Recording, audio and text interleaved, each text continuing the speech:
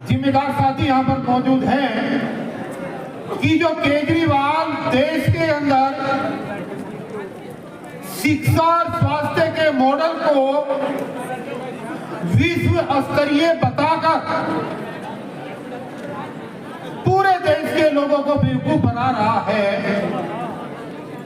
शिक्षा का असली मॉडल, शिक्षा का असली स्वरूप आज इस ताल कटोरा स्टेडियम के अंदर इन माताओं, बहनों, युवाओं के रूप में बैठा है जिनको 6 महीने से सैलरी नहीं मिली है। यह है केजरीवाल का शिक्षा मॉडल और सबको बेवकूफ बना रहा है। वो रोजगार नहीं दे रहा है, वो सिर्फ रेवड़ी बांट रहा है। और हमारे मोर्चे का ये कहना है कि रेवड़ी नहीं चाहिए, हमें रोजगार चाहिए। आज 6.5 लाख वैकेंसी दिल्ली के अंदर खाली पड़ी है।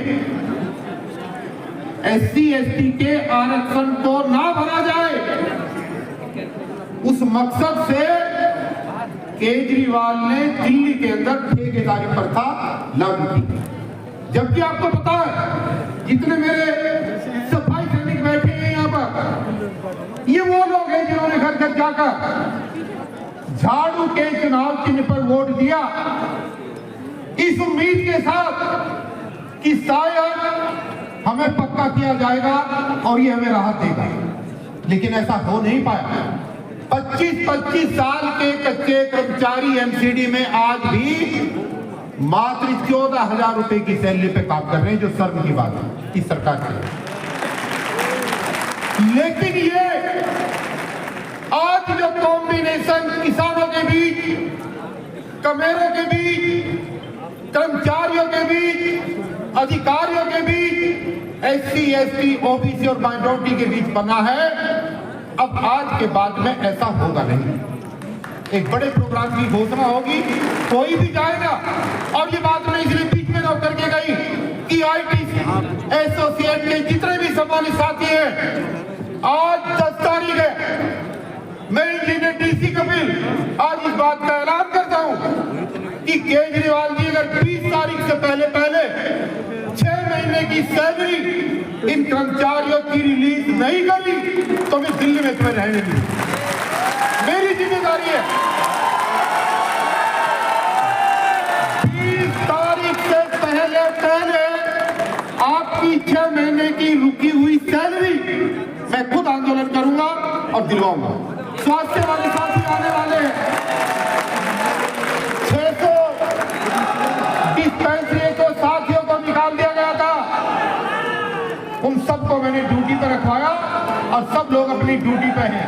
2 बजे तक उनकी ड्यूटी है, वो आएंगे अभी और बताएंगे।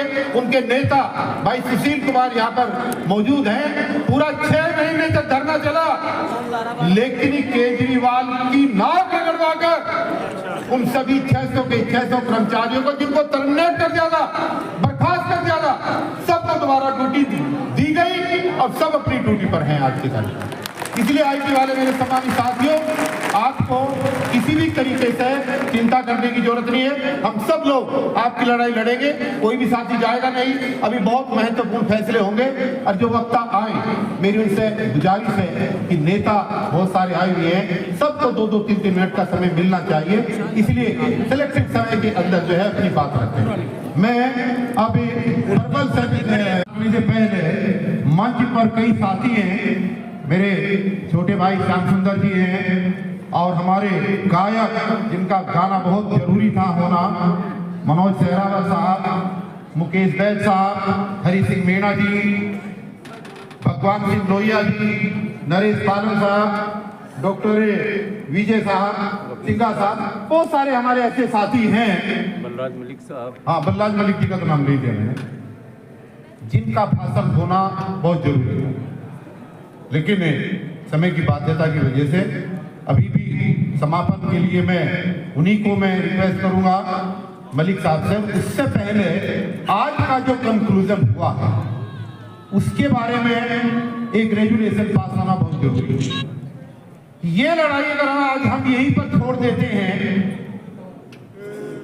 तो फिर इस इतनी कवायद का कोई फायदा नहीं हो पाएगा। इस प्रोग्राम से असली और नकली बहुत चेहरों की पहचान भी हुई। मैं बड़ी विनम्रता के साथ हाथ जोड़ करके एक बात कहता हूं मंच पर बैठे हुए तमाम समाज साथियों का, कि हम लोग इसलिए होते हैं कि जो लोग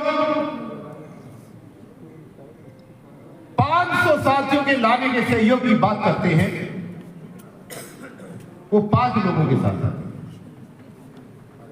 इसलिए जो भी मुख्य आयोजक होता है उसका सारा बनाया हुआ सारा सिस्टम गड़बड़ा जाता है। अब हम आगे बढ़ रहे हैं अगला रेगुलेशन पास करने के लिए, तो मेरी उन साथियों से गुजारिश है, इसमें पूरा साथ, सबसे ज्यादा साथ मेरा इस मुहिम के अंदर दिया है तो महेंद्र राणा जी ने दिया है। और मैं रोज अपने ये बात कहता था उनसे कि इसके अंदर 20-30 लोगों की बजाय यहां पर 1000 गीदड़ों की जरूरत नहीं है, 2-4 मर्द छांट लो जिससे आंदोलन आगे बढ़े।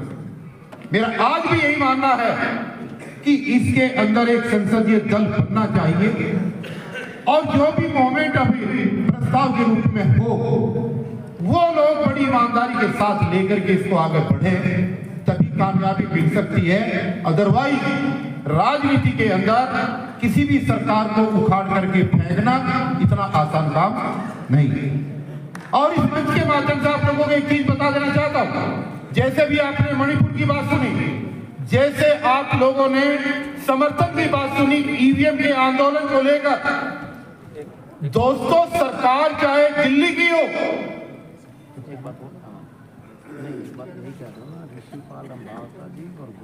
सरकार चाहे दिल्ली की हो, सरकार चाहे हरियाणा की हो और चाहे केंद्र की सरकार हो, मानवीय मूल्यों के लिए जो भी सरकार शोषण करेगी हम उसी के खिलाफ भूकेंगे, इसको छोड़ेंगे। कोई जरूरी नहीं है कि केजरीवाल ही हमारा दुश्मन है। नागनाथ और सांपनाथ की भूमिका में ये लोग हैं और निश्चित रूप से हम हर गलत काम का विरोध करेंगे। तो जो मेरे साथियों ने सुझाव दिए हैं, जो बात हुई है दिल्ली की सभी विधानसभाओं पर हम लोग आने वाली 20 तारीख से 20 दिसंबर से एक रथ यात्रा की शुरुआत करेंगे जिसमें ईवीएम का मुद्दा भी होगा, जिसमें ठेकेदारी को बंद करने का मुद्दा भी होगा और वायदा खिलाफी के लिए इस सरकार को उखाड़ फेंकने का मुद्दा होगा। एमसीडी और तमाम दिल्ली के कच्चे कर्मचारियों को पक्का करने का मुद्दा होगा और मुद्दा होगा सभी वर्गों की समुचित भागीदारी सरकार के अंदर आने वाले समय में निश्चित है। तो यहां पर मंच पर बैठे मेरे तमाम सम्मानित साथी, और देखिए एक कहावत है, हम गांव के लोग हैं कि जहां पंच होते हैं वहां परमेश्वर होता है। भीड़ कभी फैसले नहीं किया करती, भीड़ तो आती और चली जाती है, लेकिन जितने लोग यहाँ पर हैं, अगर आप भी संजीदगी के साथ रेजुलेशन पास करेंगे तो निश्चित रूप से दिल्ली के अंदर क्रांति होगी, सरकार को हम उखाड़ फेंकने में कामयाब हो जाएंगे। तो क्या आप लोग आने वाली 20 दिसंबर को दिल्ली के अंदर वर्तमान सत्ता को उखाड़ फेंकने के लिए, ईवीएम के आंदोलन के लिए किसानों को उनकी वाजिब चीजें मुआवजे के रूप में मिले, मजदूरों का उनका हक मिले, क्या आप सब लोग इस बात का प्रस्ताव पास करते हैं कि 20 तारीख से हमें इसकी शुरुआत करनी चाहिए? अगर करते हैं तो सब लोग हाथ उठाएं। कुछ लोग हाथ नहीं उठा रहे वाले भी, सबको देखा जाएगा। और दूसरा इस चुनाव सर पर है और मुझे पूर्ण विश्वास है इस लाइन में जो पहली लाइन में बैठे हुए मेरे क्रांतिकारी साथी हैं, अगर ये ईमानदारी से कल से ही लग जाए तो हम इतने मजबूत और इतने सक्षम हैं कि हम दिल्ली के रामलीला मैदान को भर सकते हैं। भर सकते नहीं भर सकते? तो 5 जनवरी संडे का दिन होगा, एक दिन 2 दिन आगे पीछे जगह की अवेलेबिलिटी से आगे पीछे हो सकता है।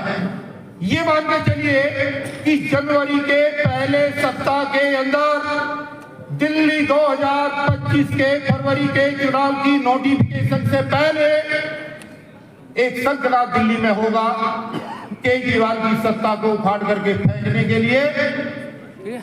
तो ये बड़ी रैली, रामलीला मैदान का ये शंखनाद ये पहले वीक में होना चाहिए।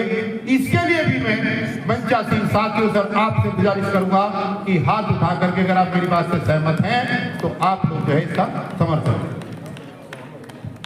दोस्तों, एक कहावत है कि चोर को मत मारो, चोर की बात मारो। केजरीवाल को हराना बहुत जरूरी है। डॉक्टर रायजादा अपने आप चुनाव मैदान में नहीं आए, हमने उनसे आग्रह किया कि 1 दिन 2 दिन ये पूरा का पूरा मजबा नई दिल्ली में केजरीवाल को हराने के लिए हम गली गली में जाएंगे और जब तक वो नहीं हारेगा, उसका जो तानाशाही रवैया है जब तक वो टूटेगा नहीं। इसलिए एक दिन का जिस दिन भी आंदोलन नई दिल्ली के अंदर होगा जहां से उस चुनाव लड़ना है, अरविंद केजरीवाल को उसको हराने के लिए हम तमाम साथी अपने पूरे कारवा के साथ नई दिल्ली विधानसभा का घेराव करेंगे और डॉक्टर रायजादा के समर्थन में सब लोगों से हम वहां पर वोट की अपील करेंगे। आप सब लोग आए, आपने समय दिया, पुलिस ने बहुत गड़बड़ी करी, हमारे लोगों को रोका। मैं आपको ये भी बताना चाहूंगा प्रोग्राम के अंत में कि मैं रात यहां से 2 बजे गया, परमिशन कैंसिल करने का दावा और दबाव दिया जा रहा था कि किसान आकर के हुड़दंग करेंगे कपिल जी प्रोग्राम कैंसिल करो। मैंने कहा प्रोग्राम कैंसिल नहीं होगा, चाहे हमें बाहर गिरफ्तारी देनी। हमने वापिस नहीं किया। लास्ट में यह हुआ कि होर्डिंग पोस्टर नहीं लगेंगे, नहीं तो बाहर पूरे में होर्डिंग होनी चाहिए थी, इतना बड़ा प्रोग्राम है। इसलिए हमने कहा चलो इस बात को मान लेते हैं कि होर्डिंग पोस्टर नहीं लगाएंगे, लेकिन ये प्रोग्राम तो ताल कटोरा के अंदर ही होगा। और मेरे साथियों ने, मेरी माताओं ने, बहनों ने, कर्मचारियों ने 12 बजे का समय प्रोग्राम का था और 10 बजे ही हजारों की संख्या में गेट पर आकर के जो दस्तक दी, उसके लिए मैं दिल से उनका शुक्रिया अदा करता हूं सबका। हमारी एक मजबूरी है दोस्तों, लोग बात बनाएंगे, बहुत लोग बात बनाएंगे मार्केट के अंदर, टिकट के लिए प्रोग्राम हो रहे हैं, किसी पार्टी की वजह से प्रोग्राम हो रहे हैं। लेकिन एक कड़वी सच्चाई बता रहा हूं, अगर यहां बाहर भंडारा चल रहा होता तो ये ऑडिटोरियम अभी भी पूरा का पूरा भरा हुआ रहता। कारण है इसका, हमारी जो सफाई कर्मचारी भाई और बहन हैं सुबह 5 बजे घर से चलते हैं, क्योंकि 7 बजे उनकी ड्यूटी होती है, हाजिरी लगती है। अब सुबह 5 बजे का चला हुआ आदमी कितनी देर भूखा है? हमारी मजबूरी थी, हमारे पास इतने संसाधन नहीं थे कि हम खाने का इंतजाम कर सके। उसके लिए हमने माफी मांगी और अभी भी हम माफी मांगते। आगे से इस बात का ध्यान रखेंगे। ये संख्या कम नहीं थी, एक बार पूरा ऑडिटोरियम लबालब भर गया था। तो जितने भी साथियों ने सहयोग दिया, मैं दिल की गहराई से उन तमाम साथियों का दिल से शुक्रगुजार अदा करता हूं। और राष्ट्रीय भागीदारी मोर्चे का राष्ट्रीय संयोजक होने के नाते ये उम्मीद और आशा करता हूं कि इस प्रोग्राम में जिन साथियों ने भी जहां पर चूक करी, किसी भी कारणवश चूक हुई, भाई वो चूक आगे से मत करना। और मैं ये चाहूंगा कि चौधरी ऋषिपाल अम्बावत जी, सरदार गुरमुख जी, महेंद्र राणा जी, संतलाल चावरिया जी, मैं भानु प्रताप विजन साहब, हम लोग तो पहले से ही इसका हिस्सा रहे हैं। और साथ में राजा सिंह जी, मेहदी हसन मंसूरी साहब, गुलाम सरवर साहब, ये टोटल 11 लोगों की एक कोऑर्डिनेशन कमेटी बननी चाहिए। इसमें कुछ लोग और नाम शामिल होंगे, हम आपस में बैठ करके उसके ऊपर विचार करें, क्योंकि सारे लोग ना तो एक जगह इकट्ठे हो पाते और ना कोई पॉलिसी बन पाती, न काम बढ़ पाता। मैंने इस बार देखा कि 15 दिन में किस तरीके से परेशान रहा हूं, क्योंकि सारा काम अगर एक ही आदमी के कंधों पर रहेगा। मैं तो शुक्रगुजार हूं इस बात का कि फिर भी ये प्रोग्राम हो गया और ऐतिहासिक रूप से हुआ, नहीं तो बिना जिम्मेदारी के बांटे हुए प्रोग्राम का कर पाना बड़ा मुश्किल होता है। तो आप लोग आए, आपका बहुत बहुत शुक्रिया। और एक शेर के साथ मैं भी अपनी बात खत्म कर रहा हूं।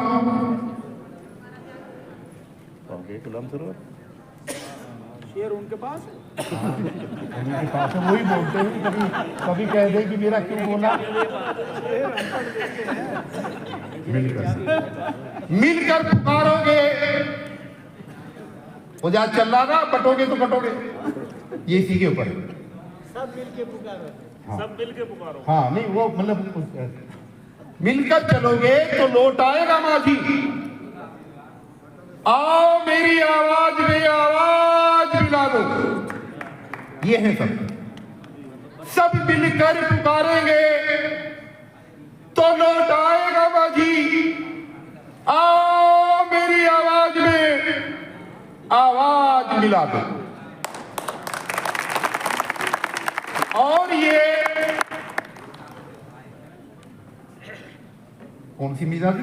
खामोश मिजाजी तुम्हें जीने नहीं देगी। खामोश उधर सा ही आवाज सुन लो, ये खामोश मिजाजी तुम्हें जीने नहीं देगी। तुम्हें जीने नहीं देगी। इस दौर में जीना है तो इस दौर में जीना है तो कोहरा मचा दो। अब आपने इस शेर को पूरा करने में साथ दिया तो और ज्यादा मजा आया। कहने का मतलब ये है कि जितने लोग इस रेजुलेशन के पास करने के समय पे यहाँ पर हैं, अगर हम कसम खा लें तो निश्चित रूप से केजरीवाल की सरकार को उखाड़ फेंकने में हम कामयाब होंगे, 100% होंगे, बिल्कुल होंगे। बाबा साहब की फोटो लगा करके जो उसने किया है, बहुत सारी चीजें मैं आज बोल नहीं पाया, अपने साथियों को मौका ज्यादा दिया। रेजुलेशन मैंने पास कराया। मैं बल्लाज मलिक साहब से माफी मांगते हुए इनसे कहूंगा कि समापन उन्हीं के हाथों से हो। 2 मिनट का टाइम उनको जरूर मिलना चाहिए, उसके बाद में आज हम इसका समापन कर देंगे। बहुत बहुत शुक्रिया, बहुत बहुत धन्यवाद। बल्लाज मलिक साहब सर आइए प्लीज। जब तक मलिक साहब रहे